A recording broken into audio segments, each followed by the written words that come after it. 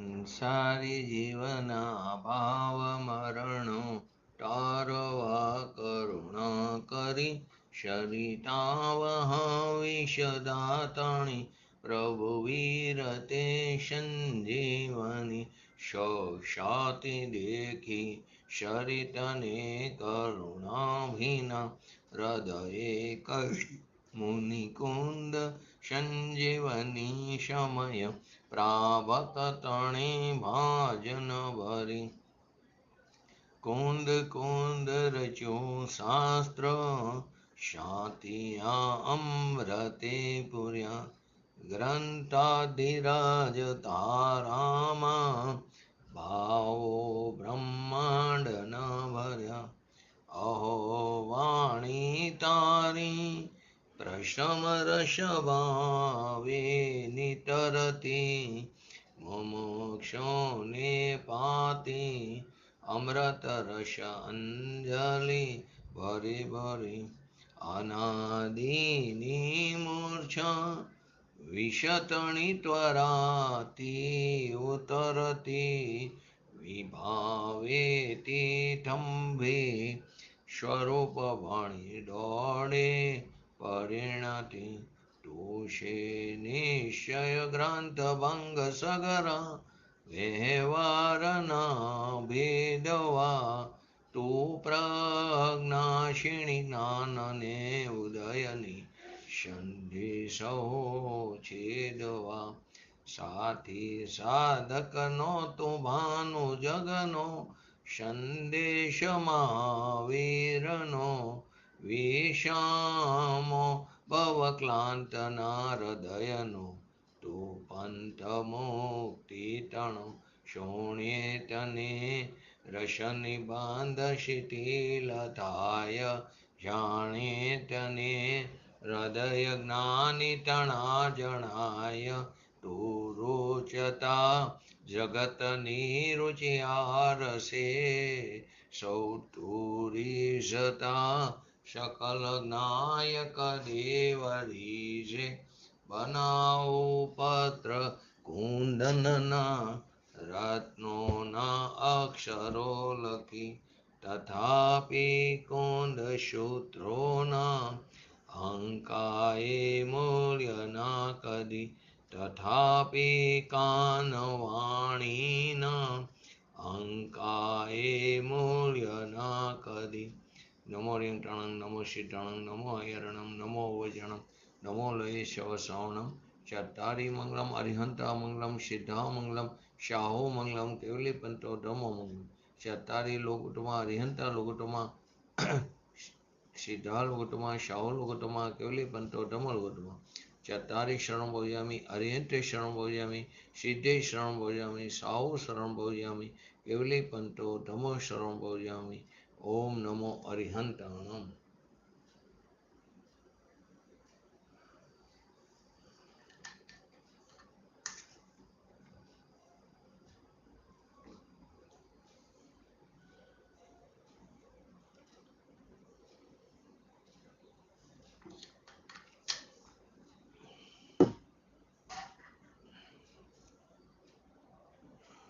શ્રી સમયસાર ગ્રંથાધિરાજ એની અંદર બંધ અધિકારની અંદર આપણે 168 અને 169 નંબરનો કરસ અત્યારે પૂજ્ય ગુરુદેવશ્રીના પ્રવચનના આધારે આજે સમજશું. તે પહેલા સંક્ષેપમાં થોડું બાકી છે તે જોઈ લઈ. આ જગતના સર્વ જીવો નિજ નિજ ઉદયગત કર્મથી પામે સદા જીવન મરણ સુખ દુઃખ સગરું નિયમથી. કોઈ પુરુષ કરતો જીવન ને મરણ સુખ દુઃખ કોઈ ન તેમ માનવું અજ્ઞાન છે જીન વર્તણો એ કથન. પૂર્વોક્ત આ અજ્ઞાનને પામી પુરુષ જે માનતા કોઈ પુરુષ કરતો જીવનને મરણ સુખ દુઃખ કોઈ ન પરને કરો હું ગર્વથી એ કર્મની વાંછા કરે અજ્ઞાની મિથ્યા દ્રષ્ટિએ નિજ આત્માના ઘાતક કરે.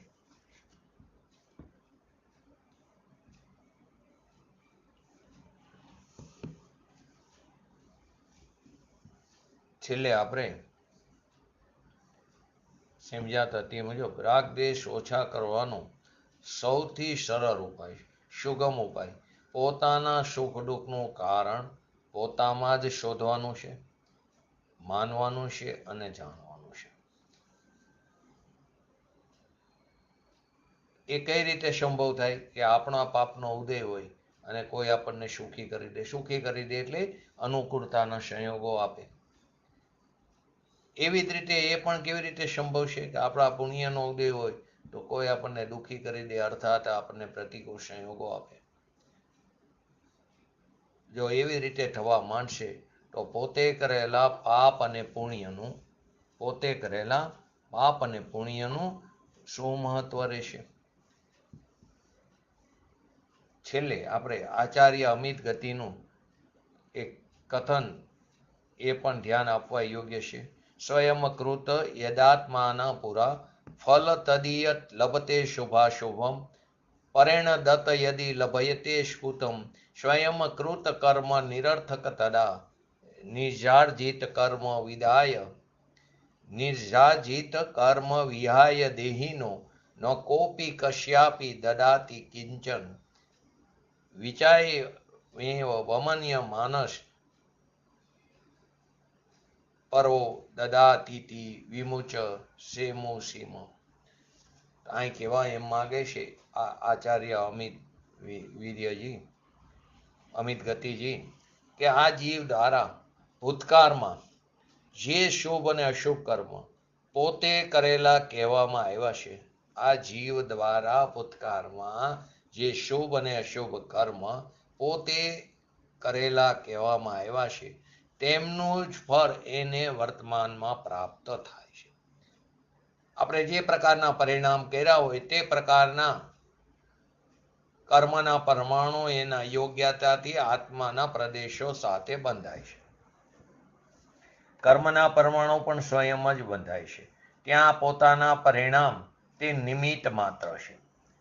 પોતે શુભ ભાવ કર્યા હોય તો એ પ્રકારના સાતાવિધન્ય કર્મના પરમાણુ આત્માના પ્રદેશો સાથે બંધાય છે, અને પોતે અશુભ ભાવ કર્યો હોય તો અસાતાવિધન્ય, અને એના ફળ સ્વરૂપે સાતાવિધન્ય હોય તો અનુકૂળ સંયોગો પ્રાપ્ત થાય, અને અસાતાવિધન્ય કર્મનો ઉદય આવે ત્યારે પ્રતિકૂળ સંયોગો પ્રાપ્ત થાય. તો પોતે કરેલા કહેવામાં એમનું જ ફળ આપણને વર્તમાનમાં, આપણે પૂર્વે જેવા પરિણામ કર્યા એનું ફળ આપણને વર્તમાનમાં પ્રાપ્ત થાય છે. આ વાત પૂર્ણ રીતે સત્ય છે. કારણ કે જો એમ માનવામાં આવે કે સુખ દુઃખ બીજા દ્વારા કરવામાં આવે છે તો પછી પોતે કરેલા સંપૂર્ણ કર્મ નિરર્થક સિદ્ધ થશે. અહીં નિમિત્તની અપેક્ષા એ કથન છે. વાસ્તવમાં પોતે જેવા પરિણામ કર્યા એ પરિણામ નકામા જશે. પોતા વડે કરાયેલા કર્મો સિવાય આ જીવને કોઈ પણ કંઈ નથી આપતું. જે કંઈ પણ સુખ દુઃખ એને પ્રાપ્ત થાય છે એ બધું શુભાશુભ કર્મોનું ફળ છે. એને જેવા શુભાશુભ કર્મો કર્યા તેનું એ ફળ છે. પોતે શુભ ભાવ કર્યા તો એ પ્રકારના અનુકૂળ સંયોગોનું પ્રાપ્ત થાય. પોતે અશુભ ભાવ કર્યા તો પ્રતિકૂળ સંયોગોનું ફળ એને પ્રાપ્ત થાય છે. તેથી મનને બીજી જગ્યાએ ન ભટકાવતા અનન્ય મનથી એક વાતનો વિચાર કરીને પાકો નિર્ણય કરવા જેવો છે. સુખ દુઃખ બીજા આપે છે આ વિપરીત બુદ્ધિને ત્વરિત છોડી દે. આપણને સુખ દુઃખ બીજા આપે છે, અનુકૂળ સંયોગો પ્રતિકૂળ સંયોગો બીજા દ્વારા મળે છે, આ વિપરીત બુદ્ધિને તાત્કાલિક ત્વરિત છોડી દે. જો આપણે જીવનભર પાપ કરતા રહીએ તો પણ કોઈ આપણને એ પાપ કર્મોના ફળ ભોગવવામાંથી બચાવી લે, દુઃખી થવા ન દે, સુખી કરી દે, તો પછી આપણે પાપ કરતા ડરીએ જ કેમ?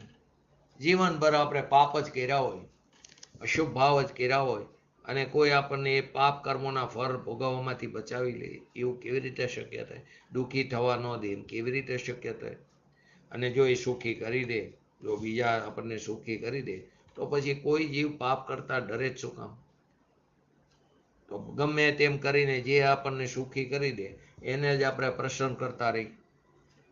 કારણ કે સુખ દુઃખનો સંબંધ પોતાના કર્મો સાથે નો રહ્યો અને બીજાની પ્રસન્નતા ઉપર આધારિત થઈ ગયો. આ માન્યતા તો પાપને પ્રોત્સાહિત કરનાર હોવાથી એ પણ પાપ જ છે. એ મિથ્યાત્વનું પાપથી વિપરીત માન્યતા થઈ. આ જ પ્રમાણે જો આપણે જીવનભર પુણ્યના કાર્ય કરીએ તો પણ આપણને કોઈ દુઃખી કરી દે તો આપણે સુખી થવા માટે પુણ્યના કાર્ય શું કામ કરે? બસ એની જ સેવા કરતા રહીશું, બસ ગમે તેમ કરીને એને પ્રસન્ન રાખશું કે જેથી એ આપણને દુઃખી ન કરે. ખરાબ કાર્ય કરવામાં હતો ઉત્સાહિત અને સારા કાર્ય કરવામાં પ્રોત્સાહિત તો આ જીવ ત્યારે જ થશે કે જ્યારે એ વાતનો એને પૂરો ભરોસો થશે ખરાબ કાર્યનું ખરાબ ફળ અને સારા કાર્યનું સારું ફળ નિશ્ચિત રૂપે ભોગવવો જ પડશે. જેવા પરિણામ કર્યા તે પ્રકારનું ફળ ભોગવા વિના છૂટકો નથી.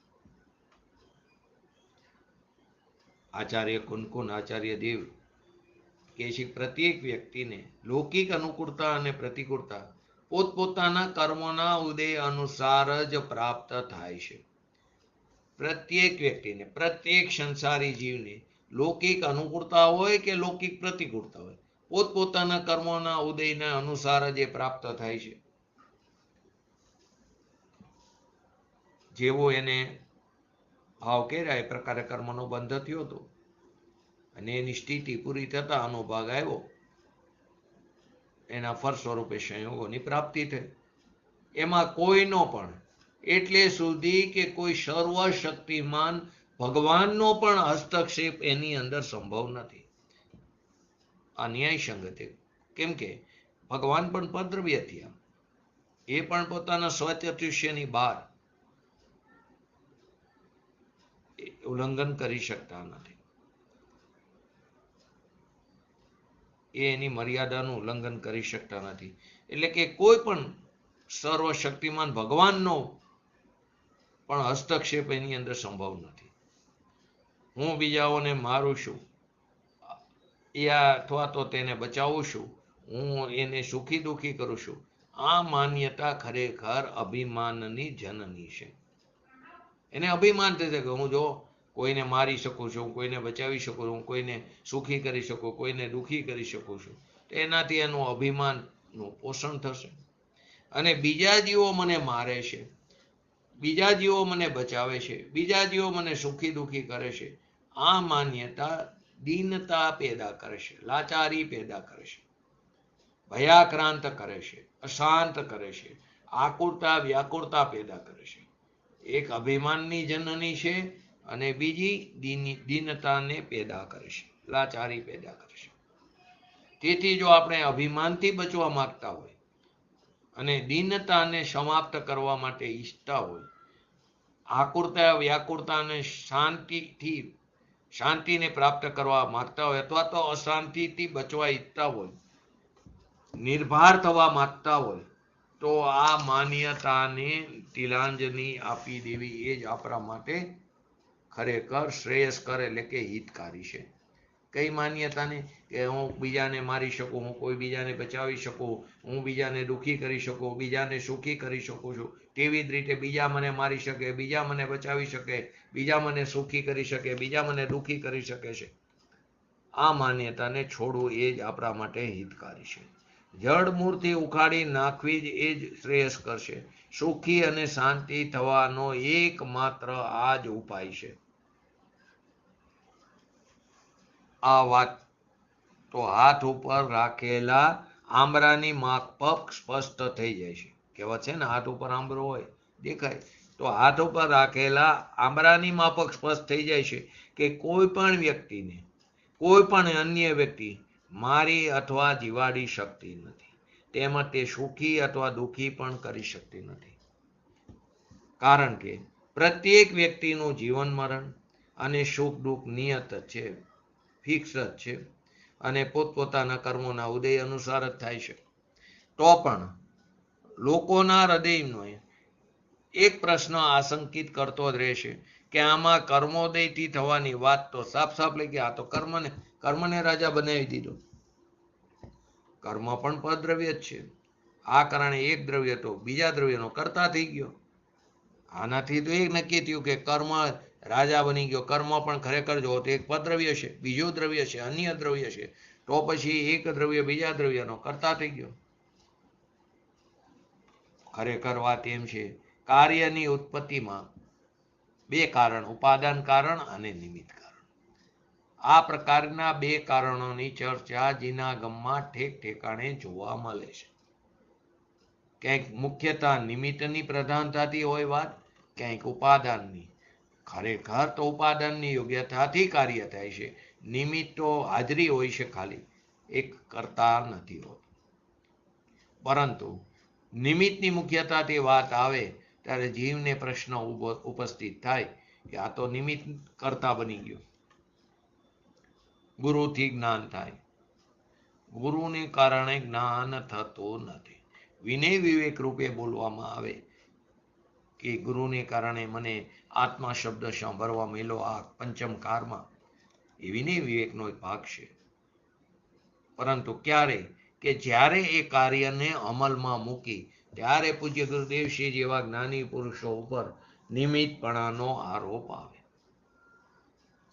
પ્રત્યેક જીવને જીવન મરણ અને સાંસારિક સુખ દુઃખમાં ઉપાદાન કારણ તો તે જીવની તત્સમયની પર્યાયની યોગ્યતા છે. કાર્ય થવામાં આપણે ચાર કારણની વારંવાર ચર્ચા કરી છે. એમાં મેઇન તો મુખ્યત્વે બે, ઉપાદાન અને નિમિત્ત. તો ત્રણ તો ઉપાદાનમાં જાય ને એક નિમિત્તમાં. એક ત્રિકારી ઉપાદાન,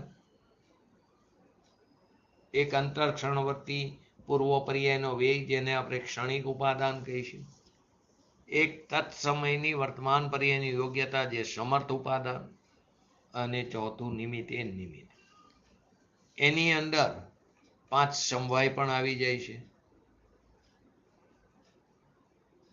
એની અંદર સ્વ અને પર પણ આવી જાય છે. તો કે ખરેખર જુઓ તો બે જ, ઉપાદાન કારણ અને નિમિત્ત કારણ. એની અંદર ખરેખર સાચું કારણ કાર્ય થવાનું તત્સમયની વર્તમાન પર્યાયની યોગ્યતા જે એની જન્મક્ષણ છે, અને નિમિત્ત કારણ છે કર્મનો ઉદય. આ પ્રમાણે જ્યારે બંને કારણો થઈ ગયા તો પછી બીજી વ્યક્તિનું શું પ્રયોજન રહી જાય? અન્ય વ્યક્તિ શું કરે? કોઈ બીજો આપણને સુખી દુઃખી કેવી રીતે કરે? બંને કારણ, એક ઉપાદાન કારણ અને એક નિમિત્ત કારણ. કારણ કે તે વ્યક્તિ બીજી વ્યક્તિના સુખ દુઃખનું ન તો ઉપાદાન કારણ છે અને ન તો તે નિમિત્ત કારણ છે, અંતર નિમિત્ત કારણ. તેથી અહીં કહેવામાં આવ્યું, એક વ્યક્તિ બીજી વ્યક્તિના જીવન મરણ અને સુખ દુઃખનો કરતા નથી. પંડિત જયચંદજીના ભાવાર્થમાં સહજ પ્રમાણે સહજ રીતે આ વાતને વજન આપીને સમજાવે છે કે હું બીજા જીવોને મારું છું અને પરજીવો મને મારે છે, એવો અભિપ્રાય તે અજ્ઞાન છે. જો આવો અભિપ્રાય હોય તો તે અજ્ઞાન છે કે હું બીજા જીવોને મારું છું અને પરજીવો મને મારે છે. તેથી જેને એવો આશય છે તે અજ્ઞાની છે, એ મિથ્યા દ્રષ્ટિ છે, તે મૂઢમોહી છે.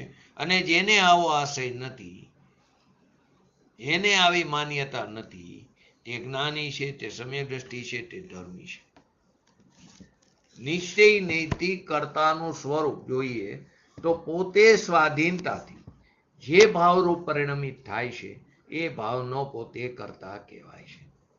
નિશ્ચય નૈતિક કર્તાનું સ્વરૂપ જોઈએ તો પોતે સ્વાધીનતાથી, પોતે સ્વતંત્રતાથી, પોતે સ્વયં જ જે ભાવરૂપે પરિણમિત થાય છે એ ભાવનો પોતે કર્તા કહેવાય છે. તેથી પરમાર્થી કોઈનું મરણ કરતો નથી. જે પરથી પરનું મરણ માને છે તે અજ્ઞાની છે. નિમિત્ત નૈમિત્તિક ભાવથી કરતા કેવો તે વ્યવહાર નહીંનું કથન છે. શિકારીએ તીર છોડ્યું, હરણનું મરણ થયું, તો કોણે માર્યું તીર કે શિકારી? તો શિકારીએ હરણ માર્યું એમ કેવું તે વ્યવહાર નહીંનું કથન છે. એ નિમિત્તિક ભાવથી એને કરતા કહેવામાં આવ્યું.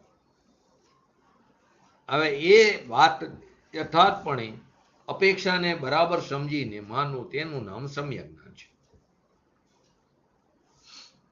જીવની જે માન્યતા હોય તે અનુસાર જગતમાં બનતું ન હોય તો તે માન્યતા અજ્ઞાન છે. એ ખોટી માન્યતા તારી. પોતાથી બીજાનું ને બીજાથી પોતાનું મરણ કરી શકાતું નથી, તેમ છતાં આપણે આ સંસારી પ્રાણી વ્યર્થ જ એવું માનીશી આ પ્રકારે કે બીજાને કારણે મને પ્રતિકૂળતા મળે, બીજા મને દુઃખી કરે, બીજા મને મારશે, બીજા મને બચાવશે. આ બધું અજ્ઞાન છે.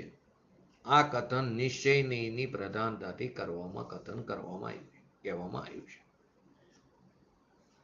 વ્યવહાર એ પ્રમાણે છે. પરસ્પર નિમિત્ત નૈમિત્તિક ભાવથી પર્યાયનો જે ઉત્પાદ વ્યય થાય એને જન્મ મરણ કહેવામાં આવ્યું છે. ત્યાં જેના નિમિત્તથી મરણ એટલે કે પર્યાયનો વ્યય થાય એના સંબંધમાં એમ કહેવામાં આવ્યું કે એને માર્યો. આ વ્યવહાર છે. શિકારીએ હરણને માર્યો એ વ્યવહાર છે. નિમિત્ત નૈમિત્તિક ભાવથી પર્યાયનો ખરેખર વ્યય થયો છે. અહીં એમ ન સમજવું કે વ્યવહારનો સર્વથા નિષેધ છે. જે નિશ્ચયને નથી જાણતો એનું અજ્ઞાન મટાડવા માટે અહીંયા એ કથન કર્યું છે કે એને જાણ્યા બાદ બંને નયોને, નિશ્ચય નહીં અને વ્યવહાર નહીં, અવિરોધપણે જાણીને યથા યોગ્ય નયોને માનવા જોઈએ. પૂજ્ય ગુરુદેવ શ્રીનું સ્પષ્ટીકરણ પણ જોવા જેવું છે. ખરેખર જો તો ટીકાની શરૂઆતના બોલની અંદર જે વાત આવી કે જીવોનું જીવિત રહેવું તે ખરેખર પોતપોતાના આયુ કર્મના ઉદયથી જ થાય છે. આ કથનમાં થી લૌકિક જન મોટે ભાગે અર્થ કાઢે કે જો શાસ્ત્રમાં પણ એમ જ કીધું કે જીવ આયુ કર્મથી જીવિત રહે, તમે એમ કહો જીવત્વ શક્તિથી જીવિત રહે. આમાં શાસ્ત્રમાં જ લખ્યું હોય આયુ કર્મથી જીવિત રહે, તો શાસ્ત્રમાં મોટા ભાગે નિમિત્તના પ્રધાનતાથી કથનો જોવા મળે છે, વ્યવહારના કથનો જોવા મળે છે. કેમ કે એ તો અર્થનો અનર્થ કરી નાખવાનો, પોતાનો અભ્યાસ નથી. તો કે જો આયુ કર્મના ઉદયથી જ જીવે છે.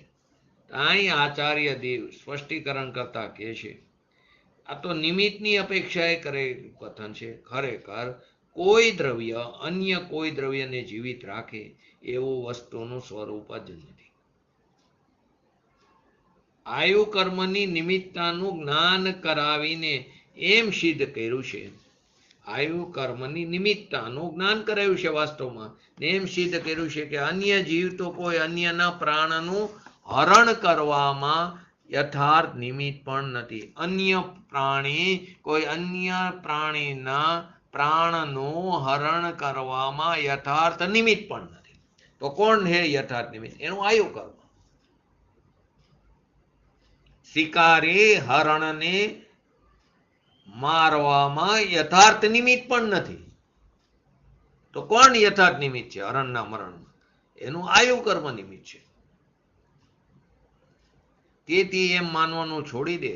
આચાર્ય એમ કહે છે કે હું કોઈને મારી શકું છું, હું કોઈને બચાવી શકું છું. ખરેખર જો એ વસ્તુ સ્વરૂપની દ્રષ્ટિએ જોઈએ તો આયુ કર્મ પણ શું છે? જળ છે.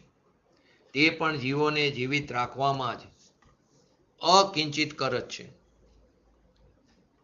જ્યારે બે ભિન્ન ભિન્ન દ્રવ્યોમાં અત્યંત અભાવ પડ્યો છે તો એક દ્રવ્ય બીજામાં શું કરી શકે? એ જળ દ્રવ્ય છે, હું ચેતન દ્રવ્ય છું. જ્યારે બંને વસ્તુઓ જ ભિન્ન ભિન્ન છે તો કર્મ જીવનું શું કરે? શું કરે? કંઈ ન કરી શકે. કેવી રીતે કરે? આખરે કરે પણ શા માટે? એની મર્યાદામાં જ નથી, મર્યાદાથી બહાર છે. બંને ભિન્ન ભિન્ન દ્રવ્ય છે. જીવ તો આ જળ શરીરમાં જે રહેશે પણ એનું શરીરમાં રહેવાનું પણ પોતાની સ્વતંત્ર યોગ્યતાથી જ થાય છે. આપણે આ જે પર્યાય મિલી છે, આપણે જે આ શરીર મળ્યું છે, એ શરીરમાં રહેવાનું પણ ખરેખર પોતાની સ્વતંત્ર યોગ્યતાથી જ થાય છે. શરીર અથવા કર્મને કારણે નહીં. આયુ કર્મને કારણે રહેશે એવું જે આ શાસ્ત્રોમાં કીધું છે તે નિમિત્તની મુખ્યતાથી કરેલું વ્યવહારનું કથન છે.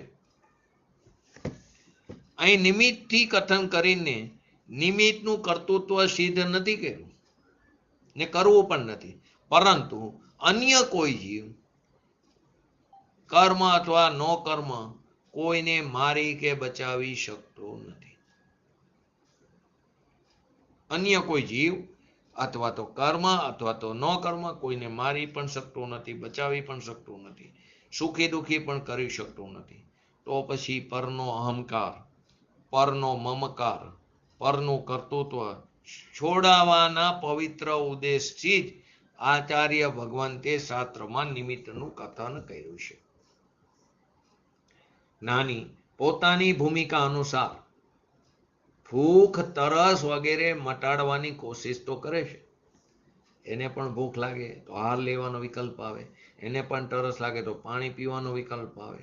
એ કોશિશ કરે, ઈલાજ પણ કરતો દેખાય, પણ તે અધીરો થતો નથી. તે અધીરો નથી થતો, કારણ કે તે જાણે છે કે બાહ્ય ક્રિયા જે છે તે પોતાને આધીન નથી. એને અભિપ્રાયમાં બરાબર પડ્યું છે, જો અનાજના કણ એને મળવાના હશે તો મળ્યા વગર નહીં રહે, માટે તે આકુર વ્યાકુળ નથી થતો. ને પાણી જો નહીં મળવાનું હોય તો ગમે એટલા પ્રયત્ન કરે તો પણ પાણી નહીં મળે, હાથમાં આવેલું પાણી છૂટી જશે, કારણ કે જાણે છે કે બાહ્ય ક્રિયા પોતાને આધીન નથી ને પોતાના અધિકારમાં પણ નથી. જ્યારે અજ્ઞાની જીવ એવું માની બેસે છે કે હું આમ કરી શકું છું, હું તેમ કરી શકું છું, આવી અજ્ઞાનમય ઈચ્છાથી તે આકુલિત થાય છે. અજ્ઞાની પરદ્રવ્યની ક્રિયામાં પોતાના કર્તૃત્વની માન્યતાથી ખરેખર આકુલિત થાય છે. જગતની અંદર અધિકાંશ જીવો એવા છે કે જે પોતાના સુખ દુઃખનું કારણ બીજાને જ માને છે. ખાસ કરીને સંસારની અંદર આ બધા ઘરે ઘરે આ ઘટનાઓ જોવા મળે કે આ આમનો સ્વભાવ આવો હતો માટે હું હેરાન થઉં છું, આમનો સ્વભાવ આવો હતો, છોકરાઓ આવા હતા, છોકરાના ઘરના આવ્યા કુટુંબ એવું છે, સગાવાલા હેરાન કરે છે. પોતાના સુખ દુઃખનું કારણ બીજાને જ માને છે. તે કારણે એઓ બીજા ઉપર રાજીપો કાં તો કર્યા વગર નહીં રહે, કાં રોષ પ્રગટ કર્યા વગર નહીં રહે. જો એને સુખી થતા હોય એવું લાગે, અનુકૂળતા મળતી હોય તો એના પ્રત્યે એને રાજીપો થાય, અને જો પ્રતિકૂળતા મળતી હોય તો રોષ પ્રગટ કર્યા કરે છે. એમના અજ્ઞાનને દૂર કરવા માટે અને બીજાઓ પ્રત્યે કસાય ન કરવાના ઉદ્દેશથી અહીં કહેવામાં આવ્યું છે. આચાર્ય ભગવંત એમ કહે છે કે આપણા સુખ દુઃખનું કારણ બીજું કોઈ નથી, પરંતુ પોતાનો કર્મનો ઉદય જ છે. અહીં એમ સિદ્ધ કરવું છે કે જીવોને બીજું કોઈ દુઃખી સુખી કરી શકતું નથી. તે સિદ્ધ કરવા માટે કીધું છે કે પોતાના કર્મના ઉદયથી જીવ સુખી દુઃખી થાય છે, બીજાને કારણે નહીં. પર ઉપરથી ઉપયોગ હટાવીને કર્મ ઉપર લાવ્યા.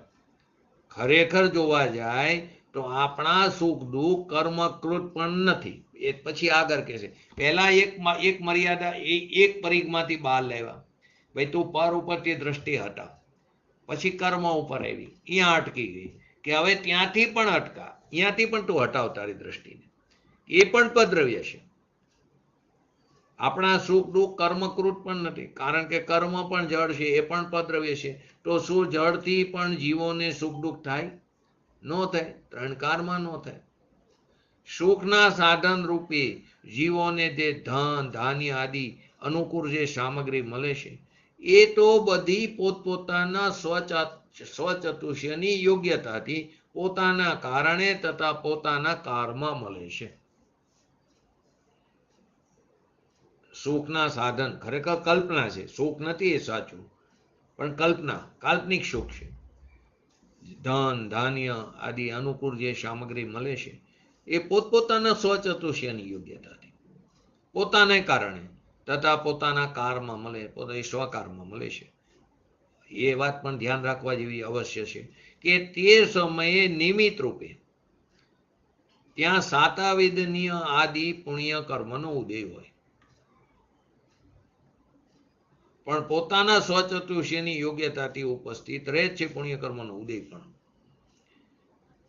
બસ આટલા સમકાલીન સંબંધને કારણે વ્યવહારથી એમ કથન કરવામાં આવ્યું છે કે કર્મના ઉદયથી બાહ્ય સામગ્રી મળે છે. ખરેખર તો કર્મનો ઉદય ધન ધાન્ય આદિ સામગ્રીનો સ્વામી નથી. જે ધન ધાન્યને લાવે એનો સ્વામી નથી તો કેવી રીતે લાવી શકે?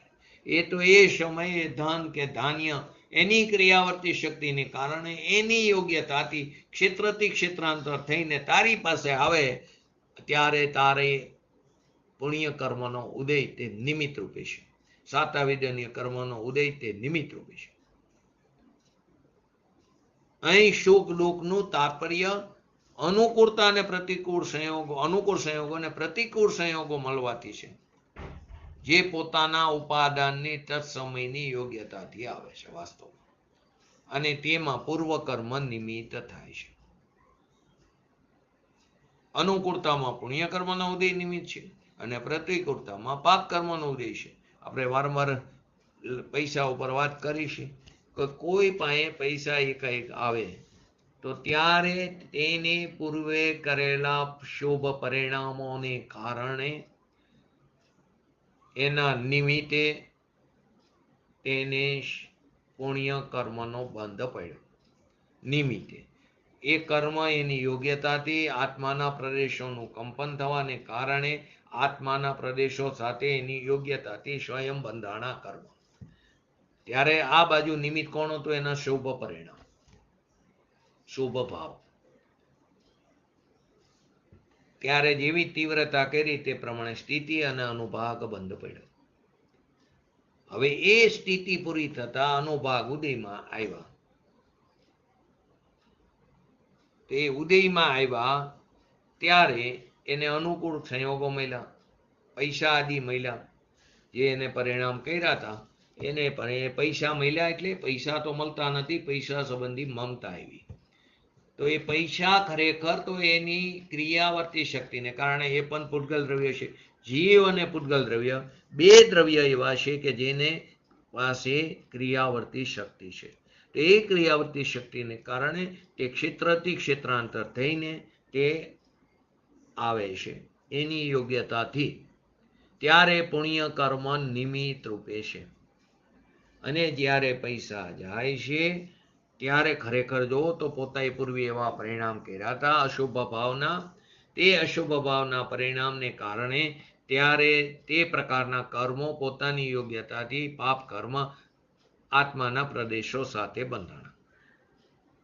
એ અત્યારે ઉદયમાં આવ્યા. તો પૈસા તે સમયે એની યોગ્યતાથી ત્યારે એની ક્રિયાવર્તી શક્તિને કારણે ક્ષેત્રથી ક્ષેત્રાંતર થાય છે. ત્યારે પાપ કર્મનો ઉદય નિમિત્ત રૂપે છે. માટે પૈસા કમાવા માટે તારી પર્યાયને વેડપતો નહીં, પૈસાને ટકાવવા માટે તારી પર્યાયને વેડપતો નહીં. આચાર્ય ભગવાન દ્વારામાં એ તો એની યોગ્યતાથી આવે ને જાય છે. તો નાહકનો તેનો કર્તા બનતો નહીં, એનો સ્વામી બનતો નહીં. માટે અહીં પણ એ જ કહે છે, જે પોતાના ઉપાદાનની તત્સમયની યોગ્યતાથી આવે છે અને તેમાં પૂર્વકર્મ તે નિમિત્ત થાય છે.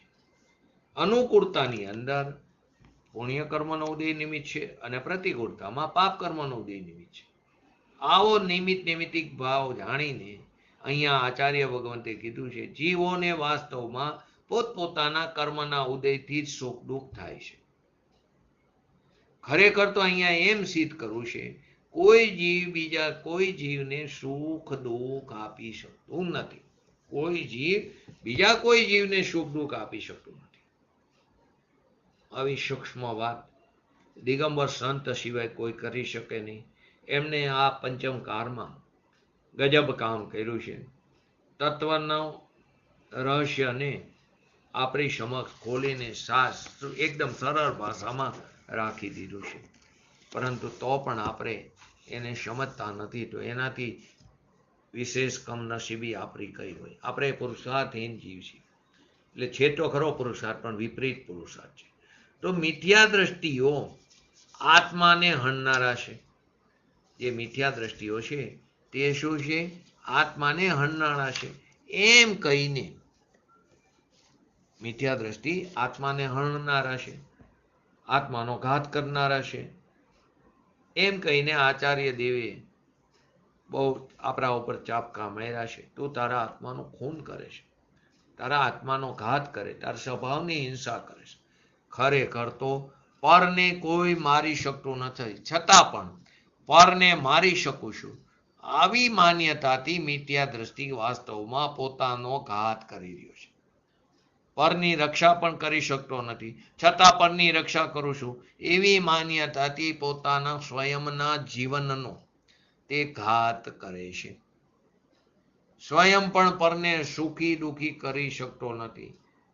આહાર ઔષધિ દ્વારા પરનો ઉપચાર પણ કરી શકતો નથી, છતાં પરને સુખી દુઃખી કરું છું, હું પરનો ઉપચાર કરી શકું છું આવી માન્યતાથી પોતાનો આત્મઘાત થઈ જાય છે. તેથી કહે છે પરનું કાર્ય હું કરું છું આવી માન્યતાથી અહંકાર કરનાર મિથ્યા દ્રષ્ટિ આત્મઘાતી ખરેખર મહાપાપી જ છે. આ પ્રમાણે ખરેખર આખી ગાથાનો કરસોનો 10 ગાથા અને 2 કરસનો સાર એ છે કે પ્રત્યેક જીવ પોતાનું જીવન મરણ અને સુખ દુઃખનો જવાબદાર પોતે છે, સ્વયં જ છે, કોઈ બીજું નથી. તેથી પોતાના જીવન મરણ અને સુખ દુઃખનો કરતા હરતા ધરતા અન્યને માનીને તેમની સાથે રાગ દ્વેષ કરવો તે વ્યર્થ છે. પોતાનું તે ખરેખર અહિત કરનાર છે. તેથી દરેક સ્વાધ્યાય પ્રેમી આત્માર્થી ભાઈ બહેનોએ આપણે આ પ્રકારની મિથ્યા માન્યતાને છોડીને આત્મઘાતના મહાન પાપથી બચવા માટે સ્વયંને જાણીને ઓળખીને પોતાનામાં જામીને પોતાનામાં રમણ કરીને પોતાના માટે જ અનંત સુખનો માર્ગ અપનાવો. એ જ આચાર્ય દેવ એમ કહે છે એ તારા માટે હિતકારી છે. તો આ પ્રમાણે આપણે સંક્ષિપ્તમાં 253 થી 256 અને 168 અને 169 નંબરના કરસને આપણે સમજ્યા. હવે પૂજ્ય ગુરુદેવશ્રીના પ્રવચનના આધારે આજે પહેલા 253 નંબરનો કરસ એટલે 253 નંબરની ગાથાને સમજી એનું હરિગીત લઈ લેજો. 253 ખાલી. જે માનતો મુજથી દુખી સુખી હું કરું પર જીવને તે મૂઢ છે, અજ્ઞાની છે, વિપરીત એથી જ્ઞાની છે. સુખ દુઃખ કરવાના અધ્યવસાયની પણ આ જ ગતિ છે. એમ કહે છે હું પરને જીવાડી શકું છું, પરને મારી શકું છું, પર મને જીવાડી શકે છે, પર મને મારી શકે છે. આ જે અધ્યવસાય છે તે મિથ્યા અજ્ઞાન ભાવ છે. કેમ કે કોઈ કોઈને મારી શકતું નથી, કોઈ કોઈને બચાવી શકતું નથી, પરંતુ હું મારી શકું છું, હું બચાવી શકું છું એ અભિપ્રાય તે વિપરીત અભિપ્રાય છે. એ મિથ્યા દ્રષ્ટિનો મિથ્યા અભિપ્રાય છે. જ્ઞાનીને સમ્યક દ્રષ્ટિ જીવને પણ કોઈ વિકલ્પ રાગ આવે છે જ્યાં સુધી વિતરાગ નથી, જ્યાં સુધી પૂર્ણ વિતરાગ થયા નથી, સમ્યક દ્રષ્ટિ છે, જ્ઞાની છે, તો રાગ આવે છે કે હું ભૂમિકા અનુસાર હું પરને જીવાડું, પરંતુ એમ માને છે કે હું નિમિત્ત માત્ર છું. જ્ઞાનીને પણ વિકલ્પ આવે, રાગ આવે, જ્યાં સુધી પૂર્ણ વિતરાગતા નથી, પૂર્ણ વિતરાગ નથી ત્યાં સમ્યક દ્રષ્ટિ છે, જ્ઞાની છે, ધર્મી છે, પરંતુ રાગ આવે એને ભૂમિકા અનુસાર તો હું પરને જીવાડું, પરંતુ માન્યતામાં અભિપ્રાયમાં પડ્યું છે કે હું તો નિમિત્ત માત્ર છું, એને બચાવ્યો કે એને જીવાડું છું એમ એની માન્યતામાં નથી, નિમિત્ત માત્ર છે. કેમ કે સમ્યક દ્રષ્ટિ જે જીવ છે એને પોતાના શુદ્ધ સ્વરૂપનું ભાન છે, એનું એને જ્ઞાન છે, ધ્યાન છે, છતાં વિતરાગ નથી એટલે વિકલ્પ રાગ આવે છે. પરને જીવાડું એવો વિકલ્પ આવે છે, હવે ભૂમિકા અનુસાર પરને જીવાડું એવો વિકલ્પ આવ્યો, પરંતુ પરને જીવાડું છું કે મારું છું એમ એ માનતા નથી. જો એમ માને તો એ મિથ્યા અભિપ્રાય થયો, વિપરીત અભિપ્રાય થયો, મિથ્યા દ્રષ્ટિ થયા, પરંતુ એવું માનતા નથી. અને જ્ઞાનીને એવો વિકલ્પ પણ આવે કે કોઈ જીવ મને જીવાડે છે, એવો વિકલ્પ પણ આવે, પરંતુ એ માને છે કે એ ચીજ તો નિમિત્ત માત્ર છે. કેમ કે ત્રણ કારમાં કોઈ મને જીવાડી શકે છે, કોઈ મને મારી શકે છે એમ છે નહીં, એવું એના અભિપ્રાયમાં યથાર્થપણે પડેલું છે. અહીંયા તો સુખ દુઃખની વાત કરે છે કે હું પરને સુખ દુઃખ આપી શકું છું અને પરથી મારામાં સુખ દુઃખ થાય છે, એ પણ એક પ્રકારનો મિથ્યા અભિપ્રાય છે. પરજીવોને હું દુઃખી સુખી કરું છું, એટલે કે પરજીવોને હું સગવડતા આપી શકું છું, હું પરજીવોને અગવડતા આપી શકું છું, દુઃખી સુખી કરું છું અને પરજીવો મને સુખી દુઃખી કરે છે, પરજીવ મને પ્રતિકૂળ સંયોગો આપે છે, એ મને અનુકૂળતા આપે છે. આ અધ્યવસાય તે મિથ્યા દ્રષ્ટિનો છે, એ જ્ઞાનીનો નથી. એવું બને તો છે, પ્રશ્ન થાય, એવું તો સંસારમાં બને છે. બને છે ક્યાં? તો નિમિત્ત માત્ર છે એવી વાત કરી છે. જ્ઞાનીને પણ એવો વિકલ્પ આવે કે આહાર પાણી દઉં તો આ થાય, પણ એ માને છે કે એ ચીજ તો જવાની હતી, એ એની યોગ્યતાથી ગઈ, ક્ષેત્રથી ક્ષેત્રાંતર થઈ, હું તો નિમિત્ત માત્ર છું. મેં આહાર પાણી આપ્યા, મેં પૈસા આપ્યા તો એ સુખી થયો, એમ જ્ઞાની માનતા નથી. કોની વાત છે? ચોથા ગુણસ્થાન વર્તી સમ્યક દ્રષ્ટિ જીવોની વાત છે. પરને હું સુખી દુઃખી કરું છું એવું મિથ્યા દ્રષ્ટિ માને છે. સમ્યક દ્રષ્ટિને એવો વિકલ્પ આવે કે પરને હું સગવડતા આપું, અથવા તો આ માણસ જે છે તે મારો વેરી છે, શત્રુ છે. સમકીતી પણ લડાઈ કરતા જોવા મળે છે ને, સમ્યક દ્રષ્ટિ પણ લડાઈ કરે છે ને. બાહુબલીજી અને ભરતજી, એક આ પંચમ આ અવસર્પિણી કારના કામદેવ બાહુબલીજી એ જ ભવે મોક્ષ પામ્યા, અને એક ભરતજી ચક્રવર્તી.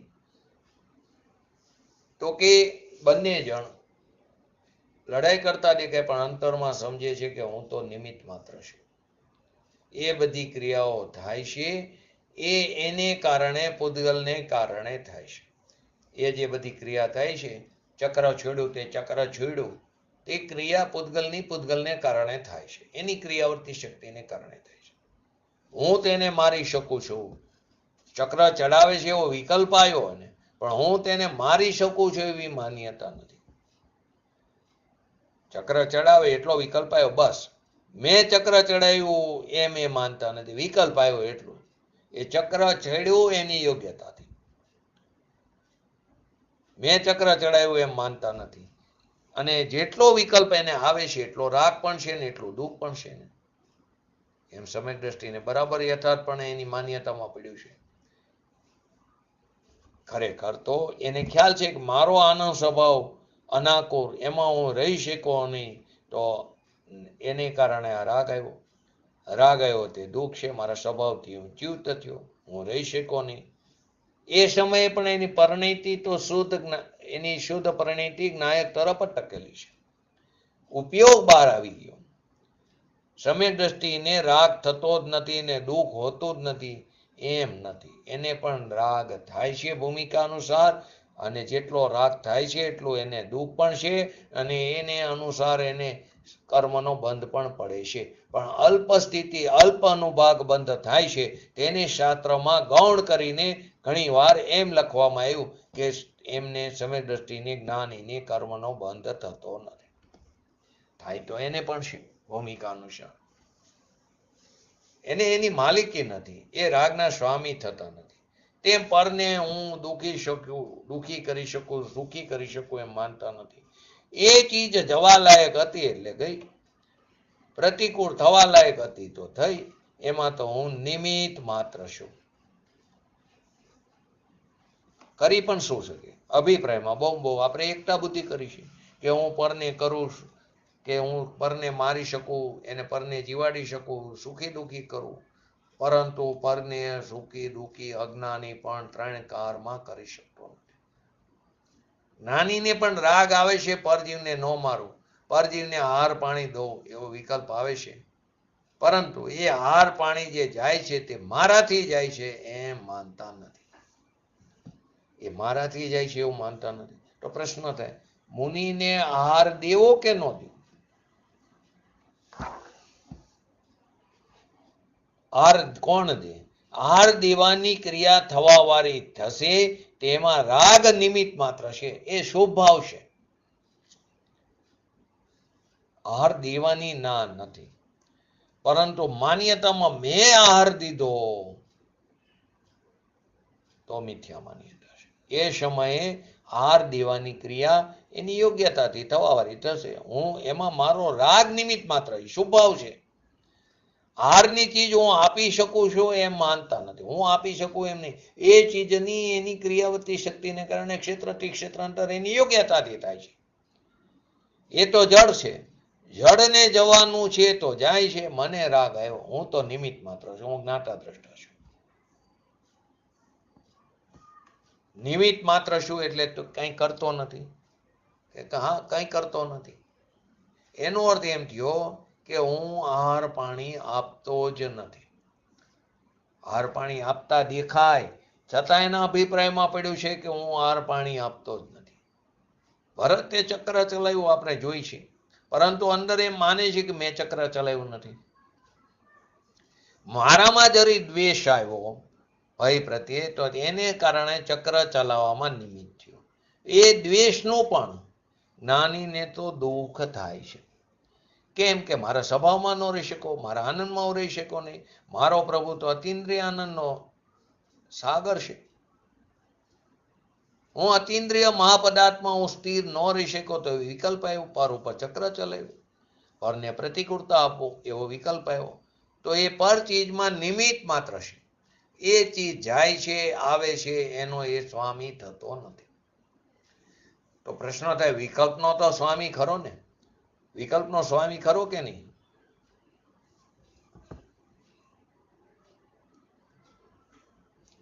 વિકલ્પ આવ્યો કે હું પરને પ્રતિકૂળતા આપી શકતો નથી, અલગ વસ્તુ. વિકલ્પ આવ્યો, એ વિકલ્પનો સ્વામી ખરો કે નહીં?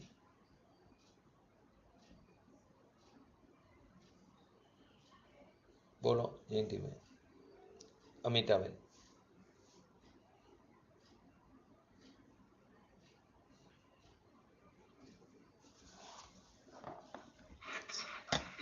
વિકલ્પને નિમિત્તમાં જ લઈ લેવાય. વિકલ્પ એટલે શું? પર્યાય થાય ને, બરાબર. વાસ્તવમાં તો દ્રવ્ય તો પર્યાયનો કરતા પણ નથી.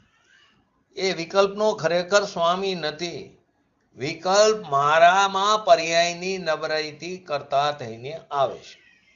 કરવા લાયક છે એ અપેક્ષાએ નહીં, પરંતુ મારું પરિણમન થયું ને, પરિણમન કરે શું કરતા એ અપેક્ષાએ કીધું વિકલ્પ ન કરતા.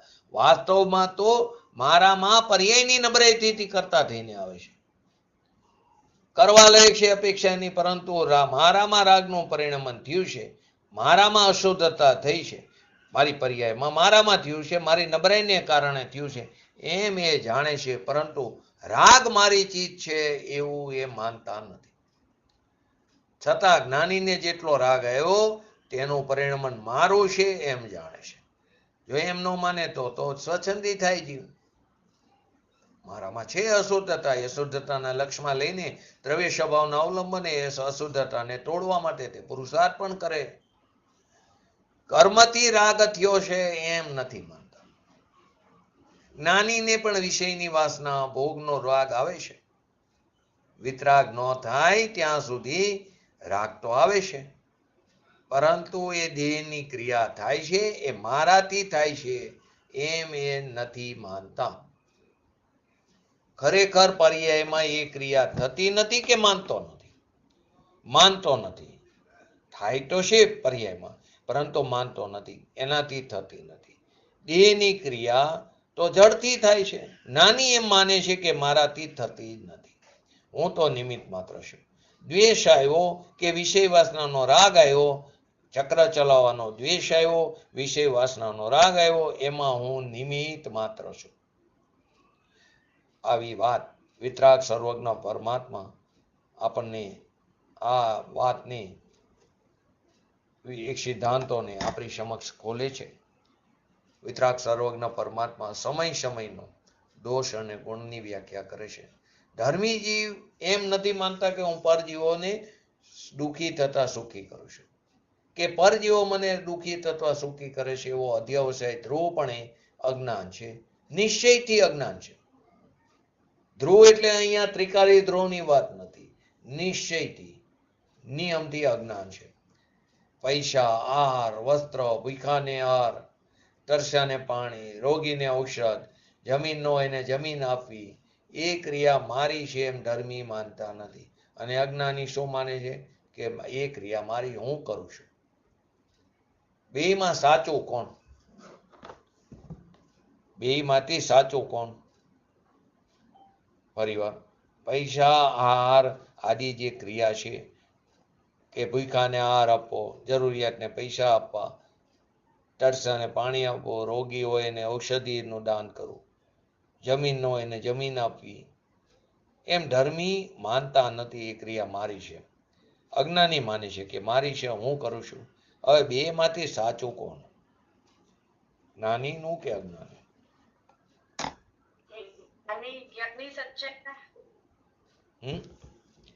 क्या अमिता? ज्ञानी को कहा जाएगा सही. बराबर. अज्ञानी पण साचो.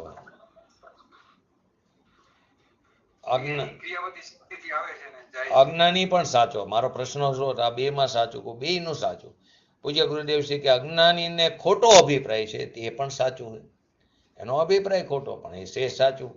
એનો અભિપ્રાય ખોટો એ સાચું છે. અને જ્ઞાનીને રાગ આવે છે પણ અભિપ્રાય ખોટો નથી, તે પણ સાચું છે. બે સાચા, બેની અપેક્ષાથી રાગ આવે છે તે મન વચન કાયામાંથી રાગ નથી આવતો, તેમ કર્મમાંથી પણ રાગ આવતો નથી. ધર્મી એમ માને છે કે મારી નબળાઈને કારણે રાગ આવ્યો છે અને કોઈ રીતે રાગ છૂટતો નથી, તેથી તે જાતના ઈલાજમાં તે જોડાય છે. એ છૂટે નહીં રાગ તો એ ઈલાજ પણ કરતો દેખાય, પણ એ ક્રિયા હું કરી શકું છું, એ ઈલાજ કરતો દેખાય પણ એ ક્રિયા હું કરી શકું છું એમ માનતો નથી.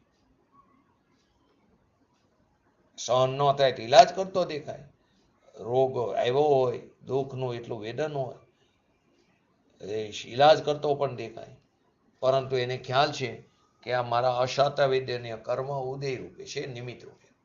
મેં પૂર્વે આવા પરિણામ કર્યા, એના ફળ સ્વરૂપે અશાતા વિદ્યનીય કર્મનો ઉદય છે, એનાથી આ પ્રતિકૂળ સંયોગો મળ્યા.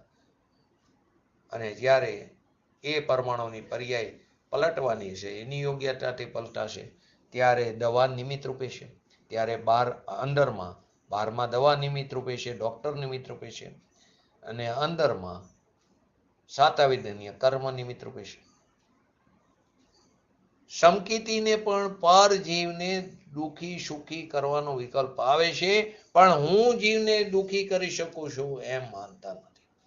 વિકલ્પ આવે એ અશુભ ભાવ છે, વિકલ્પ આવે પણ એ હું કરી શકું છું એવી માન્યતા નથી.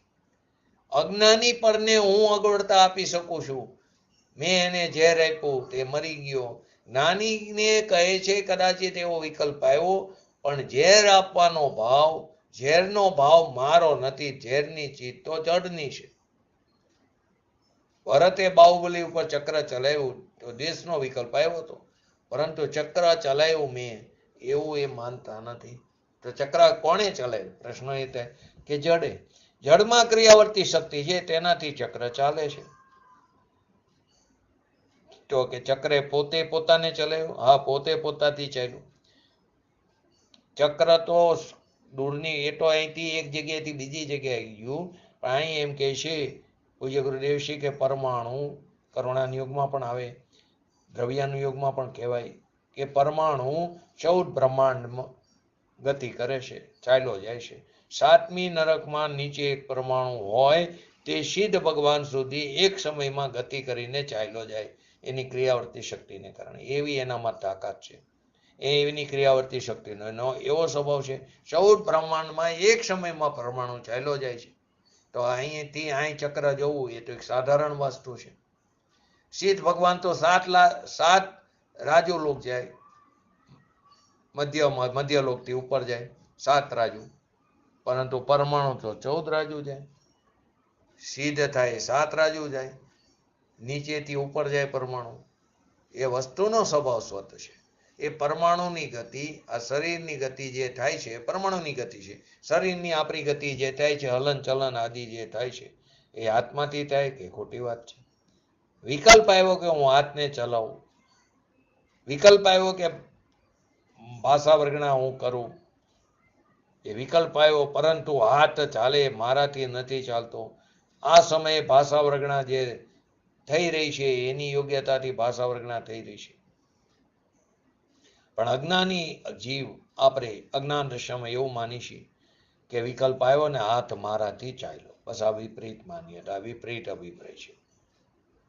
ત્યાં સુધી આચાર્ય દેવની વાત કરીને કહે છે કેટલી એનમના નિર્માણતા હોય છે કે જે ટીકા જે થઈ છે, ધારો કે આ બધી આત્મખ્યાતિ આદિ બધા આચાર્ય દેવની જે ટીકા જે થઈ છે, જે ત્રણ કષય ચોકડીને અભાવરૂપ વિતરાગ પરિણીતિ ધારણ કરેલા એવા ભાવલિંગી મુનિરાજ જ્યારે છઠ્ઠા ગુણસ્થાનમાં આવે ત્યારે ટીકાની રચના થાય છે. એ જે ટીકા જે થઈ છે તે મારાથી નથી થઈ, એ તો શબ્દોની પર્યાયથી થઈ છે. મને તો વિકલ્પ આવ્યો તો હું તો નિમિત્ત માત્ર છું. ગણધર જેવી ટીકા બનાવી આ કારમાં, પરંતુ મેં નથી બનાવ્યો. માટે કે મોહથી ન નાચો, એ પરમાણુની પર્યાય તે સમયે ટીકારૂપ થવાની હતી તો થઈ. મને વિકલ્પ હતો તો તેમાં હું નિમિત્ત માત્ર છું. માટે અહીં કીધું તો અધ્યવસાય જેને છે કે હું પરને પ્રતિકૂળતા આપી શકું છું, પણ પ્રતિકૂળતાનો અર્થ શું?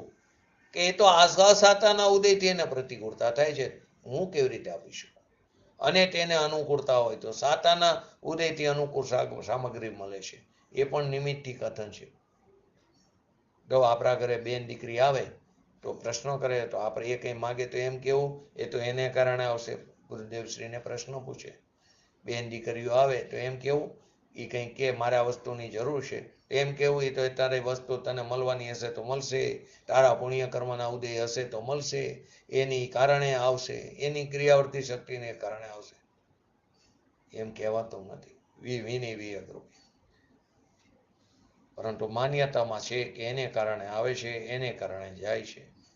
કર્યાવર કરી તો એ કર્યાવર જે કરે છે, દહેજ આપે છે, તો એ દહેજ આપે, કર્યાવર આપે તો મિથ્યા દ્રષ્ટિ એમ માને કે મેં દીકરીને આટલો કર્યાવર કર્યો, પણ ધર્મી માને છે કે એ વસ્તુ એ સમયે એમ જ જવાની હતી, ગઈ, એની યોગ્યતાથી ગઈ. હું તો માત્ર નિમિત્ત માત્ર છું. અજ્ઞાની માને છે કે મેં આપ્યું. આપણે આણું બતાવવાનો વ્યવહાર હતો પહેલાના જમાનામાં, હવે નથી બતાવતા. તો કે અજ્ઞાની એનું સ્વામી થાય, જો મેં કેટલું આપ્યું મારી બેનને, મારી દીકરીને. હું પરને સુખી દુઃખી કરું. જમાઈ સાધારણ ઘરનો હોય તો એને પૈસા આપે સગવડતા માટે કે આ દીકરીને સાચવે. તો પરમાણુની જે ચીજ હતી વાસ્તવમાં તે ક્ષેત્રાંતર થવાની લાયકાતથી પોતાથી ક્ષેત્રાંતર થયું છે. પરંતુ અજ્ઞાની એમ કહે છે મેં દીધું છે, વાસ્તવમાં એમ છે નહીં.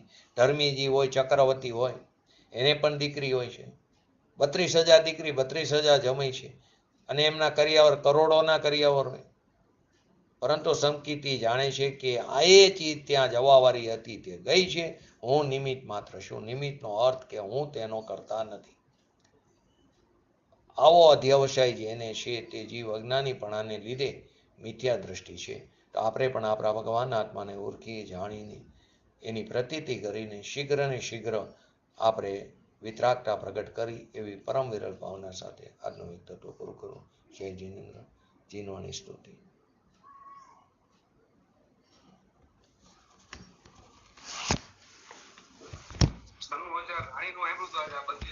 છે ને 32,000 દીકરી છે એમને. હા,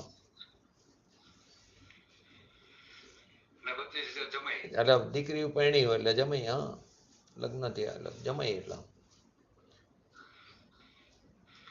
જીના દેશ જાતા જીનેન્દ્ર વિખ્યાતા વિશોદ પ્રભુદા નમો લોકમાતા દુરાચાર દૂને હરાશંકરાની નમો દેવી વાગે શ્રી જૈનવાણી નમો દેવી વાગે શ્રી જૈનવાણી. નમો રિંગટાણં નમો સિદ્ધાણં નમો હેરણં નમો અવજણં નમો લેશવ શ્રવણમ ચત્તારી મંગલમ અરિહંતા મંગલમ સિદ્ધા મંગલમ શાહુ મંગલમ કેવલી પંતો ધમ્મ મંગલમ ચત્તારી લુગતમાં અરિહંતા લુગતમાં સિદ્ધા લુગતમાં શાહુ લુગતમાં કેવલી પંતો ધમ્મ લુગતમાં ચત્તારી શરણ ભોજામી અરિહંતે શરણ ભોજામી સિદ્ધે શરણ ભોજામી શાહુ શરણ ભોજામી કેવલી પંતો ધમ્મ શરણ ભોજામી બોલીએ શ્રી પંચ પરમેષ્ઠી ભગવંતોનો જય હો બોલીએ શ્રી જીનવાણી માતનો જય હો બોલીએ શ્રી પરમ જય પરમ ઉપકારી શ્રી સદગુરુ દેવનો જય હો બોલીએ શ્રી પ્રસમૂર્તિ ભગવતી માતનો જય હો બોલીએ શ્રી સનાતન જૈન દિગંબર ધર્મનો જય હો.